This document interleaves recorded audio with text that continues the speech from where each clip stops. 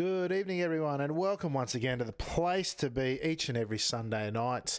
Live and exclusive here on Top Split TV, we're bringing you once again the ANZ Strength of Field race, now the World Strength of Field race, really, here at Sunday Night Lights. We're here for round 5 at Barber Motorsports Park, and returning to the booth once again to join me after his successful solo stint last week, giving me and the family a bit of a break, is the chaotic one himself, Corey Steinhauser. Corey, thank you once again for your efforts last week, and welcome back for another exciting night of racing. It should be a very interesting one indeed, Alex, and glad to have you back, mate. There was a lot of stress last week, and I'm glad that we were able to pull through it. Yeah, mate, got through it with flying colours by the looks. There's a fair bit of tyre warming going on, but certainly the week's been full of talk of Donut Gate. But we're going to put all that behind us tonight as the guys out on track once again for the biggest strength of field of the week.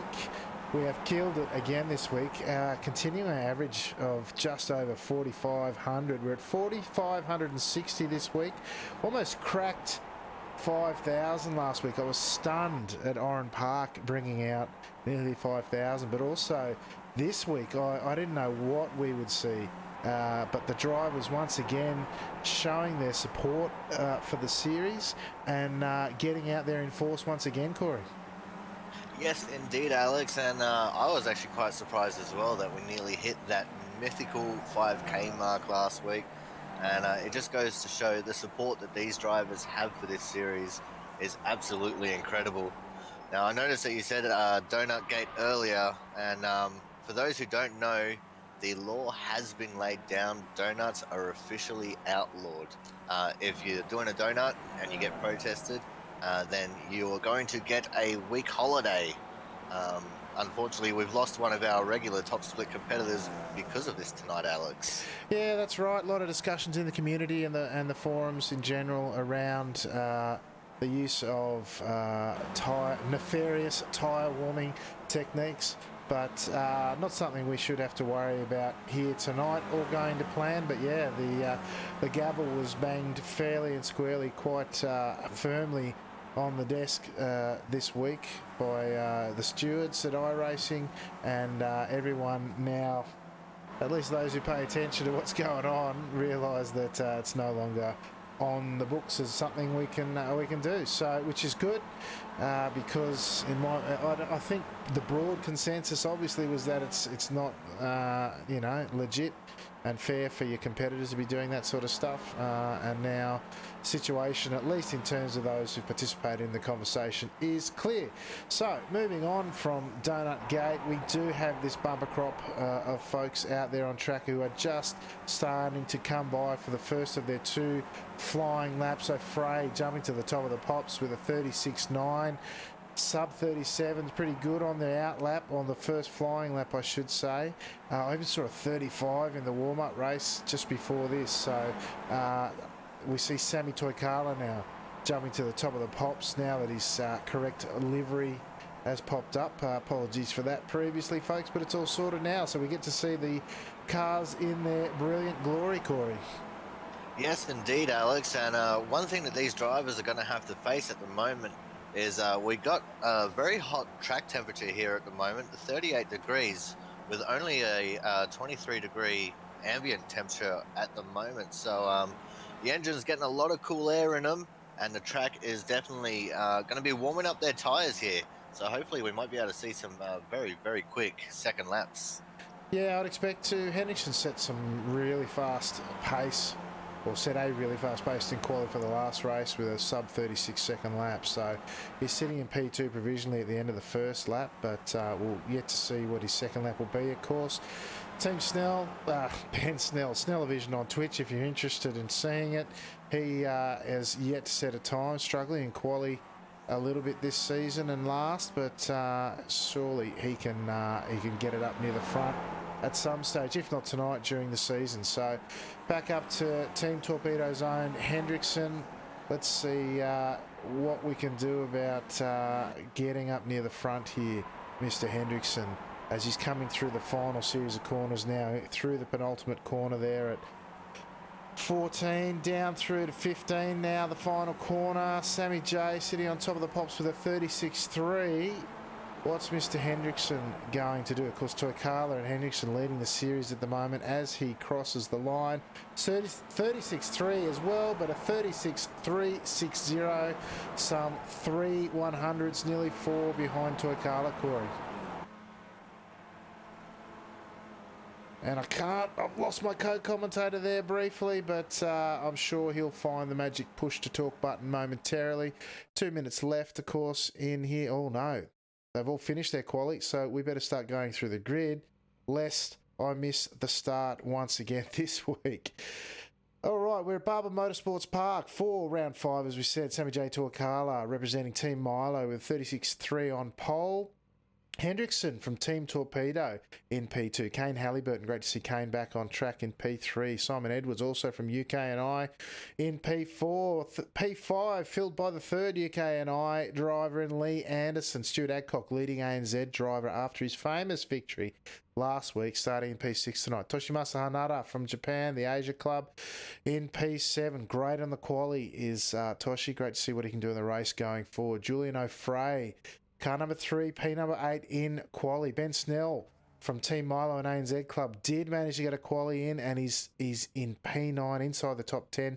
Mitchell McLeod, talkinc.com.au. He's Talk Inc on Twitch if you're interested in following him.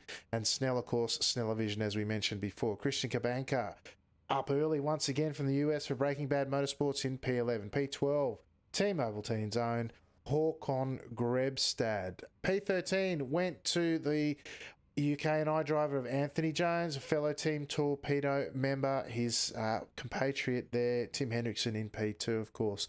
Team Milo's own Luke Whitten in P14, Kevin Henderson, stalwart of the ANZ Skippy Racing in P15, and Anthony Catt, not what we expected from him with a 37.2 all the way down in P16. Strength of field, of course, 4,500. The all-important track temp, 37 degrees, and once again the race is starting according to Sodi. Thank you, Sodi. Always good of you to remind me, but the guys do actually have about 10 seconds left as we grab a camera angle. The revs are rising. Red lights mean rev. Green light means go. The starter holding them from an extraordinarily long time there, but we are away for the first of 15 laps here tonight. Torkala taking the defensive line. 2 by 2 they go through turn 1. Hendrickson deciding that he wants the inside into turn 2, 3 here. Double apex here, and he's got the inside run. Racy elbows out early. Last week, of course, she all came a cropper, but Hendrickson looking to lead this one out early. Although Torkala now coming back up the inside as they approach turn 5 hairpin for the first time. Cars streaming through now.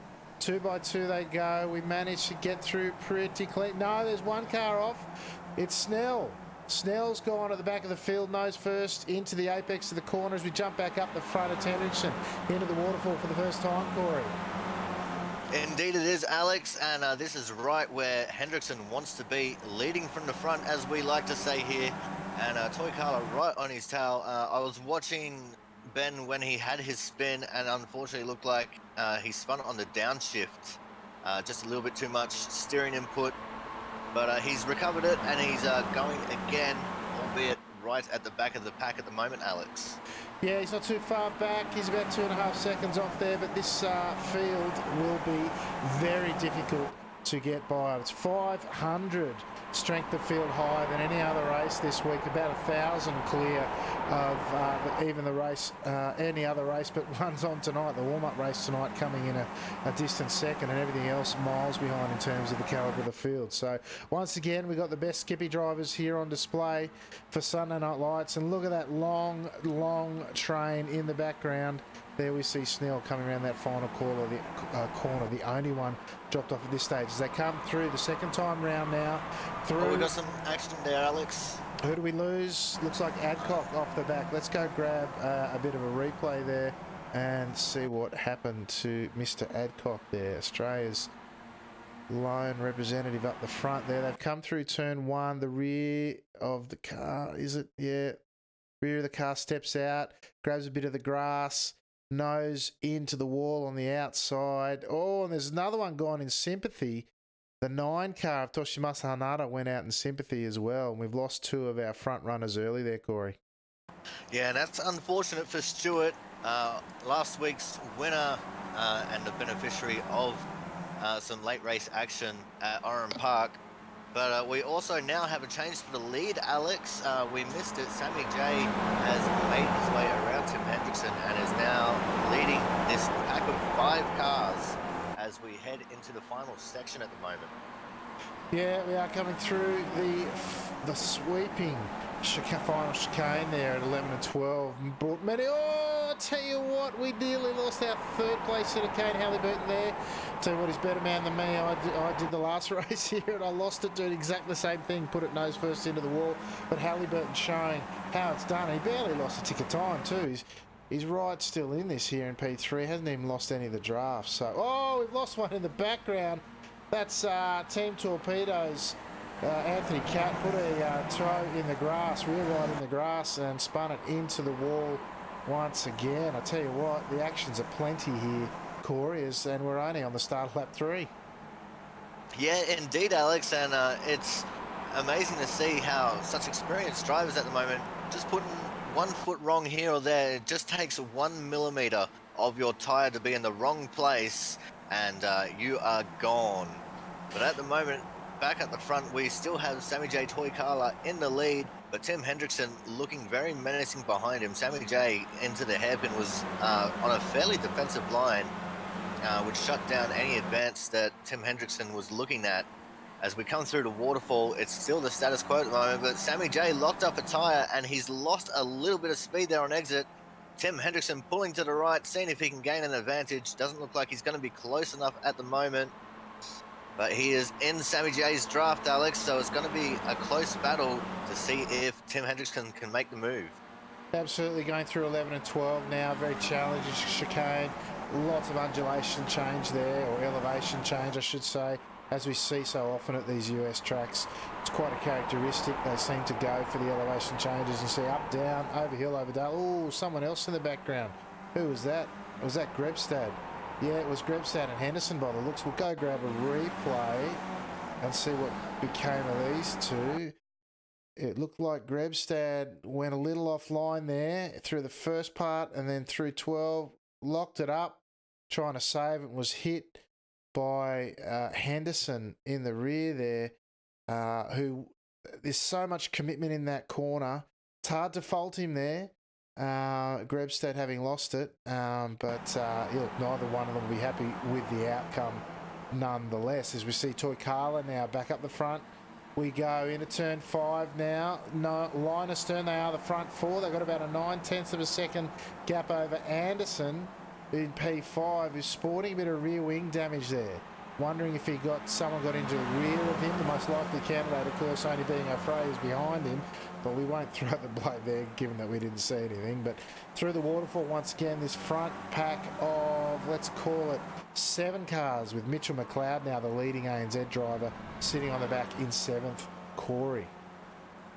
And it's really amazing to see Mitchell McLeod up in this position. Also, a little note is Ben Snell has made his way back up to P10 with all the drama that's going on. But back to the front, guys, at the moment, Tim Hendrickson making the move around the outside of Sammy J. Toykala, heading into that 11-12 section there, Alex. Yeah, through the final series now, penultimate corner there at 14A, now down through 15.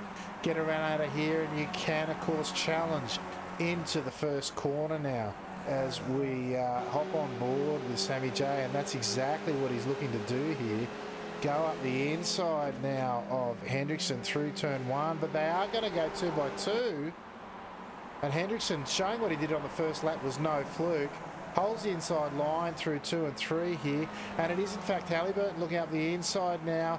Did not quite get the nose far enough up to get the spotters call, and Sammy J will hold on, and it's now Edwards, Simon Edwards, getting all over the back of Halliburton there. Halliburton forced to take the defensive line. See O'Fray coming up the inside behind there. Now he's got past Anderson, and Mitchell McLeod all the while sitting patiently in the draft, leading the ANZ charge. But I tell you what, for the lack of action that there was at the previous race. It was all line of stern stuff as they go almost 2x2 through the waterfall. Not at this stage, boys, surely. Save that for later in the race. This race, in stark contrast to the warm-up race, is action top to tail, Corey. And that's because a lot of the guys are still fresh in the previous race, the warm-up race to this one, Alex. A lot of them just feeling their way around. A lot of them haven't been doing too much racing this week. And everyone knows that this is the big show, and this is where they've got to provide the most entertainment for the fans at home. As we see, these guys are still fairly line to stern. Doesn't look like anyone's wanting to make a move at the minute.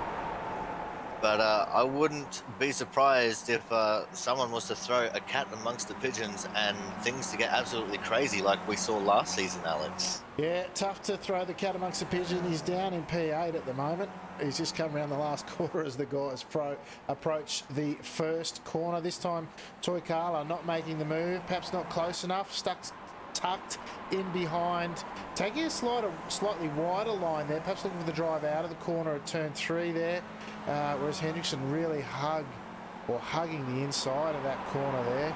These front 5 now. Mitchell McLeod in 6th, just hanging on. He's got past the stricken Lee Anderson, who looks to just be limping home there with that rear wing damage. Corey, this really now looking to be a battle between 5 or 6 maybe, with McLeod and Anderson at 6 and 7 respectively, possibly just holding on for dear life at this stage.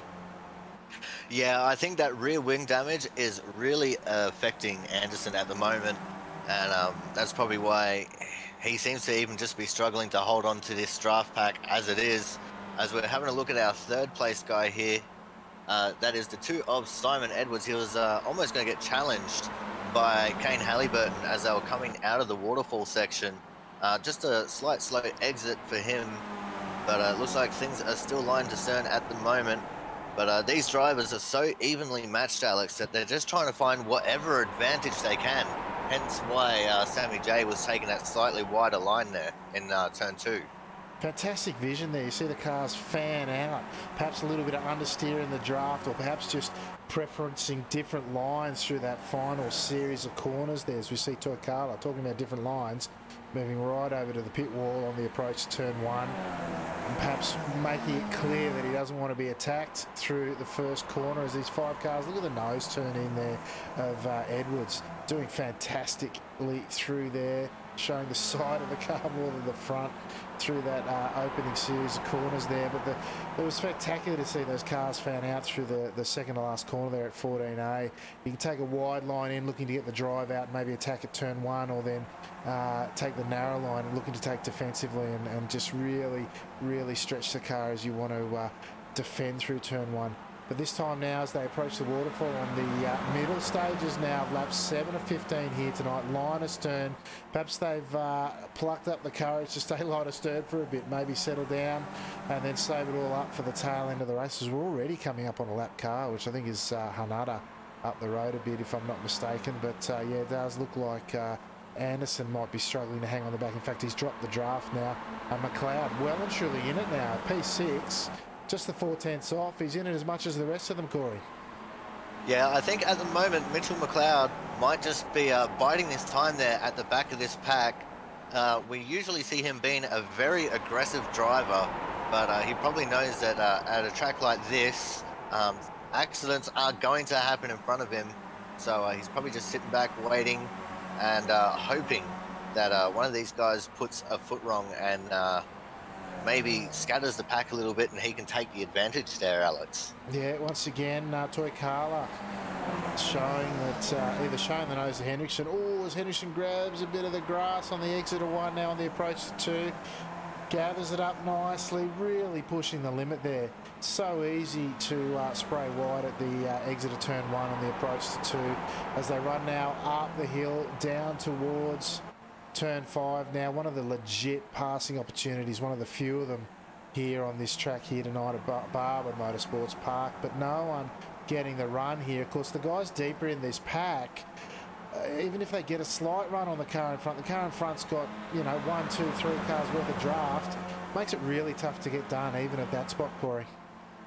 Yeah, indeed, Alex, especially since the draft package is not what it used to be. once upon a time you used to be able to sit behind someone, get a bit of draft, and you have the slingshot effect, which we see a lot in NASCAR oval racing. But this season, Skippy, along with the tyre model, and there's been aero changes, which has severely depleted that slingshot effect. And it just seems that these days it's more about just trying to stay in line and get whatever advantage in the draft you can. And you've got to really work at getting an overtake made, Alex. Yeah, absolutely right, Corey. It's a lot tougher to get it done these days, but these guys certainly working hard at it as they round the final corner now on the tail end of lap 8. As we see this time, it's Edwards taking the defensive line into one before he tucks back in behind, well, in his spot in the line at least, as we see Mitch McLeod still hanging on. He's about 6/10 behind this leading pack as they come around exiting turn 3 now. On the approach to the downhill braking zone into... Oh, Stoikala pulls out. No. Was he showing the defensive line? What's Edwards going to do here? Is he going to have a look? No. Nobody. Whoa, there's a bit of touch there. Was there? Edwards had a bit of a touch from the rear there. Halliburton maybe poking the nose in there just that little bit too far, but they look to have got away with it. Although it's O'Fray now. Will he make a 2x2 through the waterfall with Halliburton? They are going to go 2x2. It's very early, boys, to be doing this. Compromised lines everywhere, but they get it done. And McLeod licking his lips, although perhaps wondering if they will now have lost the draft. That could be enough to do it, folks. That's where the race IQ's got to kick in.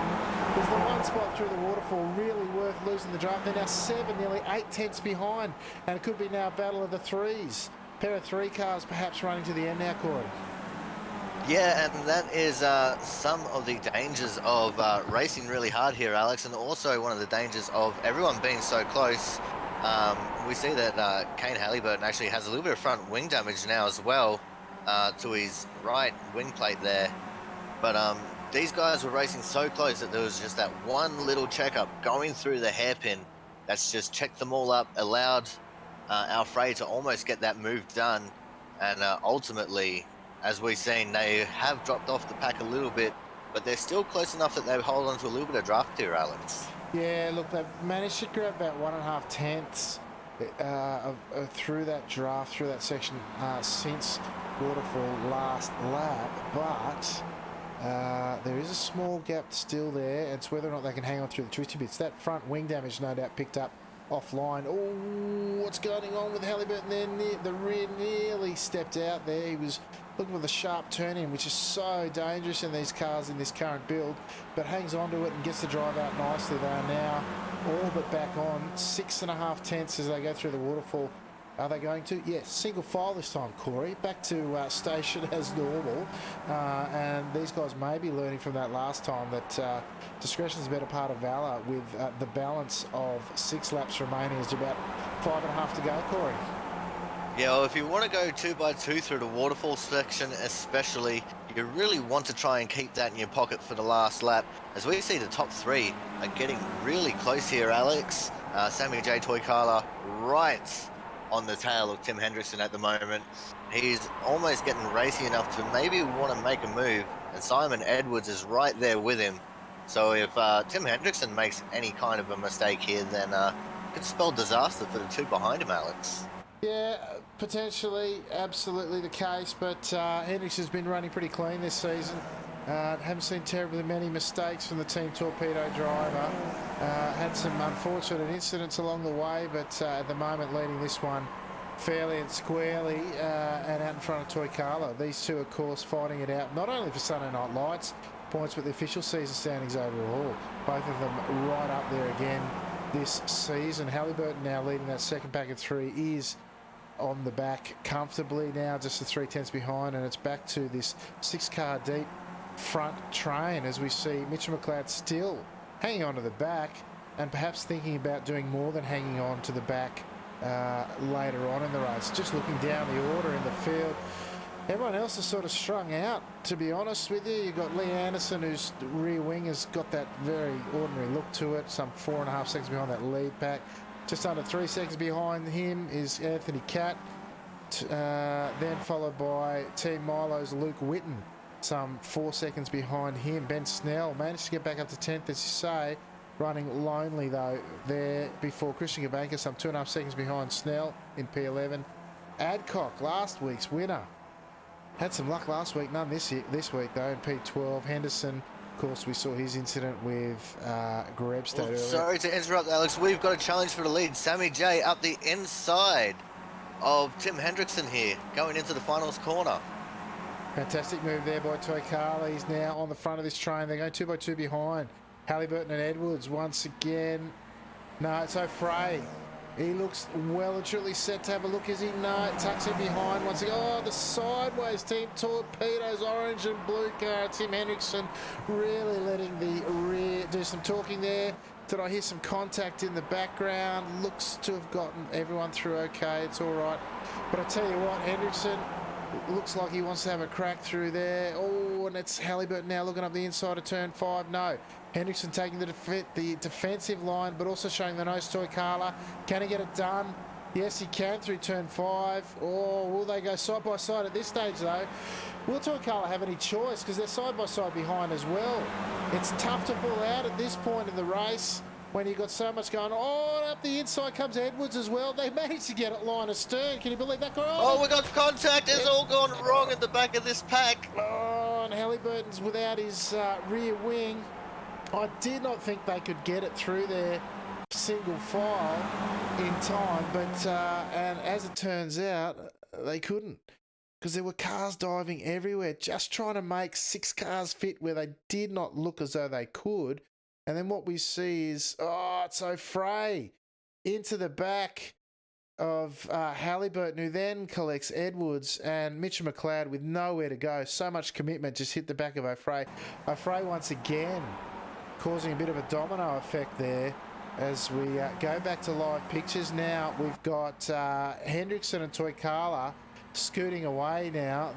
Sammy J some 4 tenths behind, and Mitchell McLeod sitting pretty in P3 with Edwards tucked in behind him. I tell you what, this would be a great result for McLeod, who does not look to be sporting too much damage. A little bit of a kink in his moustache or front wing, but he's got off pretty lightly out of that one, Corey. Yeah, exactly, Alex. I was honestly expecting him to have lost his entire front nose there, just like O'Fray did. It's amazing. As I was mentioning pretty much this entire race, Alex, the domino effect could happen and at any point, and that's exactly what happened there. One driver got it just slightly wrong, and it just cascaded from there. And 4 out of the top 6 were affected. It's a shame to see, because we were having such a great battle there, but it looks like things are just 2 by 2 now. We got the 2 leaders up ahead. We got 3rd and 4th in a group as well, and behind them we even have Halliburton and Lee Anderson in a group of 2 as well, Alex. Yeah, well, one's got a very second-hand looking wing, and one's got no wing at all. Halliburton and Anderson going to duke it out to the finish in the battle of the wings for P5 and 6 respectively. Julian O'Fray now coming under threat from Anthony Catt. He's got no front end at all on that car. Speaks to the nose to tail effect that happens in these cars when you go, well, 6 cars where 5 should fit through the waterfall, I guess is what you'd say has resulted in that. But back up the front, we've got Hendrickson ahead of Toy Carla now, as we might take a bit of a tighter shot on these guys now, because there's just the 2 of them involved as they come out of turn 3 now. We've got about just under 2 laps remaining now as these guys start getting down to the business end. They are looking to make it happen from here, Corey. Yeah, it'll be interesting to see where Sammy J will choose to make his move, Alex. We've seen last season that the leaders waited until the last half a lap to start making their big moves, and we ended with that fantastic 3-wide finish. I don't think we'll be seeing that this season, but I wouldn't put it past Sammy J and Tim Hendrickson to have one of the most epic battles to the line, much like they did last week, which unfortunately didn't work out for either of them, but worked out pretty well for NZ's own Stuart Adcock, Alex. Yeah, absolutely. Certainly not looking at 3 wide this season, but 2 wide nonetheless. That was one of the highlights, if not the highlight of the season at this round last season, that 3 wide finish. Of course, none of those protagonists in this pack tonight. Afraid was the only one I could think of that might have been up for it, but he's now no longer in contention as we watch Hendrickson and Toykala come through the final corner now. 1 lap to go, Corey. Who's your money on? I would still have to keep my money on Tim Hendrickson at the moment, Alex. He just seems to have the stronger lines, and he's even developed a little bit of a gap here going across the front straight. But I'm going to keep my eyes personally on the battle for third there, because we got the Battle of the Ashes between Mitch McLeod and Simon Edwards. So it'll be interesting to see who's going to come out on top there, where it's going to be Oz and Z, or where it's going to be the UK and I, Alex. Yeah, it'd be good to see McLeod get up for a podium here tonight. Strongest ANZ driver to this point, of course. But Toykala now looking on the inside of the exit of turn 5, now coming into the waterfall. Henderson pulls across to take the preferred line in front, nose to stern, nose to tail they go through the waterfall this time. Look at them getting on the gas so early, almost taking the outer curbing there on track out. That's a lot of speed that Henderson's carrying through there. Flat in fourth through turns 9 and 10 they go. So up on board Toykala now and see how this race finishes. We've got the sweeping left, right, turn 11 and 12. Coming into the final corners now. What can the Team Milo driver do? You've got Hendrickson in front with a good gap here. I don't know if he's going to be able to do much, Corey. He's putting the pedal to the metal early. Sharp turn in. Compromise lies, but it's going to be Hendrickson. Hendrickson all the way to the line by the looks. Going to win by about 3/10. Perhaps Toykala giving one back for last week. We've got the battle is on for third. It's McLeod gets it on the line. Only just from Edwards. No, Edwards pipped him on the line, Corey. That is unfortunate for our Aussie contingent. But at the end of the day, that's still a really good result from Mr. McLeod. I think he'll be absolutely wrapped with it, Alex. Yeah, I'm just going to see if I can't get an angle on it. No, that's not it. I want to see that. Let's just go back a little bit. I want to see if I can get the angle to see how close that was, because it was nothing in it on the line. Look at that. So close. Let's see. Give me a bit of this one. Oh, look at that as they cross the line. There's nothing in it. There is nothing in that one, Corey. Mitch McLeod just robbed of his first podium. And as they've just gone past the line there, let's go the other side. It's pretty close. What do you reckon's in that one, Corey? What's your timing screen say? My timing screen does not tell me very much, Alex. It only goes to the 3 decimal place. So I'm having a look at the official iRacing timing screen, and it could not separate them either down to the 3rd decimal place. We're going to have to go to the 4th, maybe even the 5th decimal place to distinguish who's where there. It does not get any closer than that. The gap is non-existent in my interval telemetry. My gap to the leader both say 3.297 seconds. So you're right. It's into the sub millisecond to pick them apart there. But I'll tell you what, that's gutting for McLeod, because that was a podium in the making, and he's come away with 4th place. But he would have been happy, no doubt, with the run. Nonetheless, he got through all that drama, up 6 positions, and hung on for hotly contested P4. All right, let's go through our final results, folk. Round 5 here, of course, at Barber Motorsports Park. We have Mr. Hendrickson for Team Torpedo getting one up on Sammy J. Toykala there.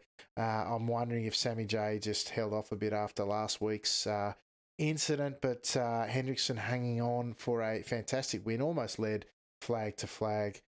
Sammy J. Toykala there for Team Milo in P2. Took the pole here tonight, but was unable to hang on for the win. Simon Edwards, UK and I there. Look at that. You can see the telemetry. It's there. They were both 3.297 seconds behind he and Mitchell McLeod, but the photo finish giving the nod to Edwards on the night over Torque Inc.'s Mitchell McLeod. Fantastic drive from McLeod as well.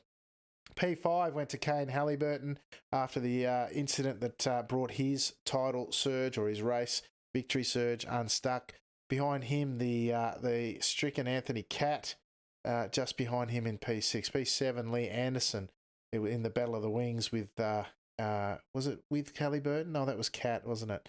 Anyway, the three UK and I guys, 5th, 6th and 7th, well done, gentlemen. Julian O'Fray, bit of a shopping trolley incident there through the waterfall, finishing down in P8. Luke Whitten, up 5 spots off where he qualified on the grid for Team Milo in P9. Good result for Luke. Ben Snell, after that early incident, managed to claw his way back to inside the top 10, representing ANZ and Team Milo. Christian Kabanka, start 11th, finish 11th for Breaking Bad Motorsports.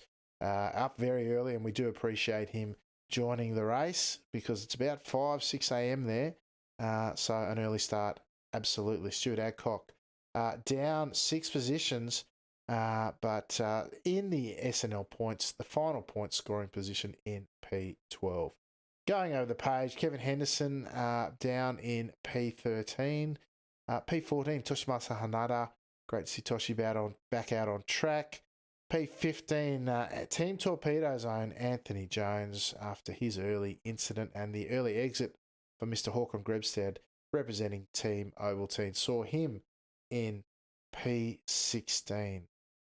Of course, the strength of field was the week's highest by a mile at 4,560, continuing our great run of support from the top drivers in the community, of course, that we do really appreciate. And the top time here tonight was Stuart Adcock, which really goes to show that we know he's got the pace. He finally saw some luck last week, Corey, but this week only the fastest lap was the only trophy he got to take home. Yeah, and that's very unfortunate for Stewart. And another bit of noteworthiness about that lap was he managed to do that on the last lap, Alex. So he was definitely coming at Christian Kabanka there at the end. But what a race. It was enjoyable through and through. We thought we were in for a line to stern race, and these guys certainly turned up the temperature on us there, Alex. Yeah, they sure did, Corey. It was quite an action-packed race for sure. We had 6 deep for so long, but the guys not able to finish that way, of course, with the incident bringing them unstuck in the waterfall. Of course, they managed a 2x2 there once in the middle stage of the race, but then look again. They were side by side on the approach, and it's such a tricky corner before you do anything like go side by side that they just couldn't make it work. Even some of these top flight drivers that we see here. Now, I've got a couple of guys in the booth, in the green room, I should say, a couple of our regulars. Oh my goodness. Learn to speak, McKellar. All right, first off the cab rank tonight, Mr. Ben Snell. Let me get the name up there. Where are you on camera? There we go. Not the race you were looking for. Ben qualified okay, but then nose into the wall. Hopefully not any damage, though, on the early laps. And I think I've just caught you going off on the grass on lap 2 or so as well, mate. Not the night you were hoping for. Yeah, welcome to the interviews of mediocrity tonight, I guess. None of the fast guys wanted to have a chat. Unfortunately, I got a really good quality. Got a really good start. Got alongside Julian, and then Julian took it 3 wide got on the inside of Toshimasa as well. So we were 3 wide into turn 5, and I just took too much curb, just making sure I didn't run too wide and cause an accident. And by not trying to cause an accident, I caused an accident with myself, and I kept it off the wall, but yeah, it pretty much ruined my race with the pace everyone has here tonight. Yeah, mate, it was a pretty quick field, wasn't it? But not the race you're looking for. 3 wide through there early on, in my experience, doesn't work too well. 3 wide in general through there is pretty tough, but look, sometimes people want to get the elbows out early, and that's the sort of stuff it can do. It can force a mistake in the guys that they're racing with, and unfortunately brought yourself unstuck here tonight, mate. Yeah, exactly. It's just one of those tracks that once everyone starts getting into a rhythm, unless someone makes a mistake, it's really hard to make a pass. So it's one of those tracks, especially with the cold tires and everyone being bunched up. You want to get moves done early. You can't drive past people here. So, and if you work for a pass, you're going to drop the guys in front of you. So it's really hard to get it done here. So, unfortunately, got a little bit too carried away. Or not too carried away. I just got too keen at the start trying to make the moves and drove beyond my skill level by the looks of it. It happens to the best of us, mate. So, yeah, I don't think you're on your Pat Malone there. I've done a few races here this week myself and brought myself unstuck as well. So, look, thank you once again for your support of the series. A bumper strength of field once again. Great to see yourself, and there's a few Aussies in there with you. Mitch McLeod grabbing P4. I'll tell you what, it couldn't have been closer for the podium either. He just missed out by whatever the fourth decimal place is. It was less than a millisecond, put it that way. So great drive there, mate. But fortunately, next week's just around the corner at Sebring, so we hope to see you there, mate. Anyone you'd like to give a shout out to before we let you go? Oh, of course, always big shout out to you guys for putting on the broadcast, bringing all these fast guys out. Well done to Mitchy as well. Well done to all the guys on the podium for the pace that they've shown tonight. Congratulations last week, Corey, as well for taking over. He did a really good job. And of course, as always, go Team Milo. Go Team Milo, indeed. Thanks, Ben, mate. We'll catch you next week. Thanks, guys. Yeah, Corey, Team Milo's own Ben Snell. I don't know what on earth my cameras are doing at the moment, but every time I grab one, it just wants to faff about a bit. Anyway, that's all good, mate. Great to see Ben Snell, always with a smile on his face. Not as big as at Road America, of course, where he finished on the podium, but still out there enjoying his racing, no doubt, Corey. Yeah, well, that's it, Alex. And something that we've covered over the past few weeks is that the car really seems to suit Ben's style, especially with his drifting background in real life. You could also hear the disappointment in his voice that he was down so far in the order. But next week is just around the corner, and he'll bounce back bigger and stronger than ever, Alex. Absolutely. Now let's get our 3-lap wonder up here, Mr. Grebstad. 3 laps tonight, mate. Oh, look at that! I've caught the incident just in time. Yeah, The rear went it and wasn't- over she rolled, and that was that. Yeah. And you've suddenly got a Skippy sausage roll. That was not how you Indeed. saw your race going, no doubt. No, for sure, but I wasn't.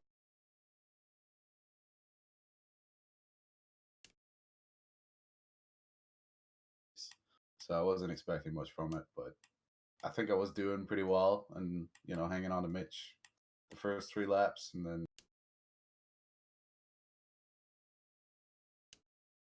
Oh, sorry, mate. Corey, can you just grab it for a sec, mate? I've lost my headphones. You'll have to continue for me, buddy.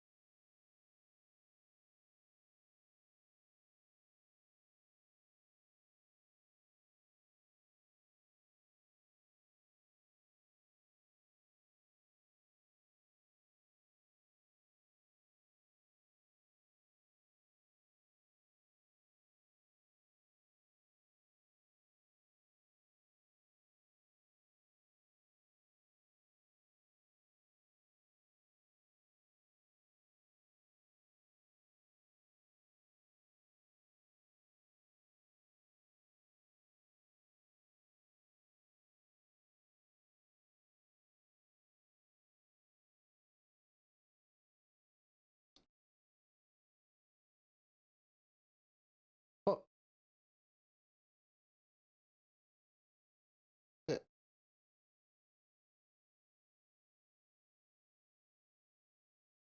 yeah, well, so thanks, Corey. Thanks for taking over. I don't know what sort of happened to the headphones there, but we're back in action now, and that's all good. So Yeah, look, the driving or the cars have suited some and not others, as you say, and certainly Hawken struggling a bit this season, but no doubt he'll get the handle of it and be back up near the pointy end as he has been in previous seasons. But we do appreciate his and everyone else's ongoing support for the series. It is greatly appreciated, and it's great to be number one.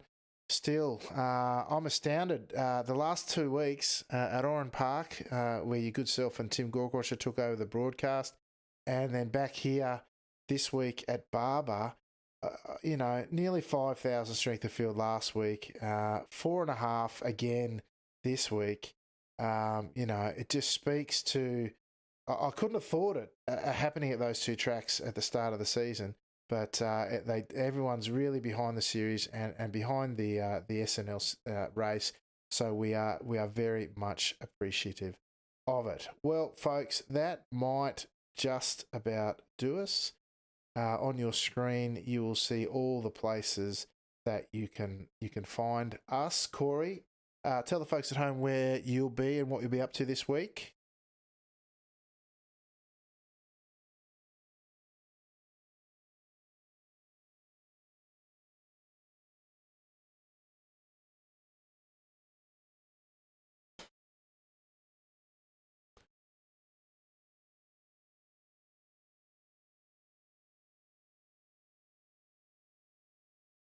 Yeah, absolutely. Hopefully the explicit content is limited to the on-track stuff anyway. So here we have it, folks. All the places you can find us. Top Split YouTube, of course, where the race replays will go. The Discord server is where we do our broadcast and the interviews from. The Top Split podcast can be found on thetopsplit.com, episode 23, where we go through a lot of SNL stuff, which we will do in the coming weeks, of course. Here's where you'll find the broadcast. AJ is back online, and hopefully we'll see him streaming at AJ_77 soon enough. But for now, folks, I've been your host, Alex McKellar, and on behalf of Corey Steinhauser, the chaotic one himself, we thank you for your viewing and racing tonight, and we look forward to seeing you live from Sebring, same bat time, same bat channel next week. But until then, on behalf of Corey, I will say ciao for